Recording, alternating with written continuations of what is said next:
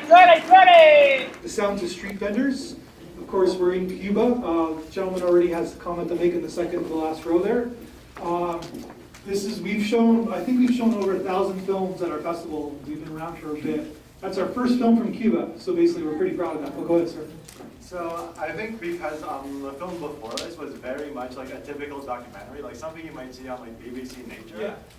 This was like a nice change of pace because there's no narration, there's no fancy drone cinematography. It's just a very down-to-earth slice of life type of thing, and I think that's what makes the film.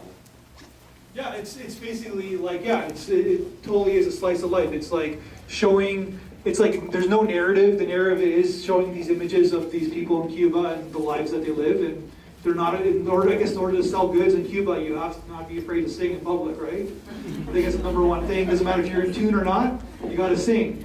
And it's kind of cool, like how drastically different this country is. And I'm sure the embargo in the States is going to change things in the next couple of years, but the embargo has been lifted, but how drastically different this culture is and so close to us.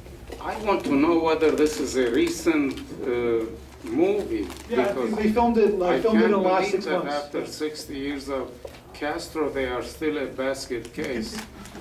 Is it a new movie? Yeah, they filmed it they filmed it earlier this year. Yeah, if you ever go to Cuba, that's Cuba. If anybody's ever been to Cuba, that is Cuba. It's beautiful to watch for us, but I feel sorry for these people. And those cars, those General Motors cars, keep on trucking. That's amazing. Everybody seems to think that Fidel Castro has made so much difference in people's lives.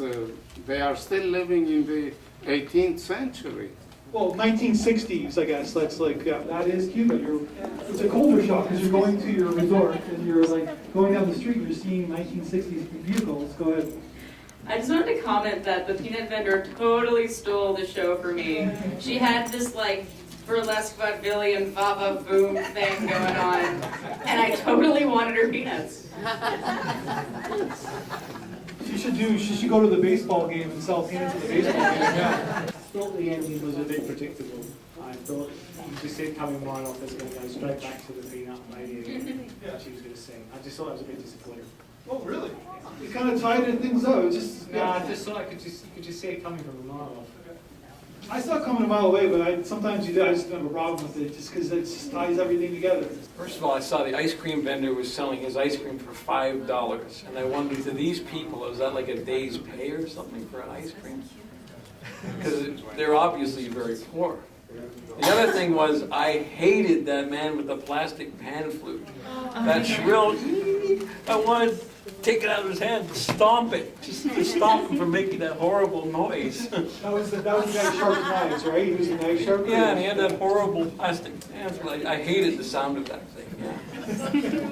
Talking about the knife sharpener vendor, to me, that brought back, and even now, I live up north in Markham, and there used to be every Saturday, a gentleman would go around sharpening hedge clippers and knives, and so to support the community and the gentleman, we'd always bring something there for him. And then seeing the type of rustic sharpeners that the gentleman in Cuba was using, like you say, they're just back in another time, but still doing, the same things. And we've learned, maybe off of them, how to do it with the screechy tones, because you hear those terrible bang bells going, and you go, oh, 7 o'clock in the morning, here he is, let's go and get our hedge cutters sharpened. So anyway, no, I found it very down to earth, kind of seeing a way of life, how hasn't changed probably in who knows how long, and they still do the same thing with the same old tools and trucking, keep on trucking.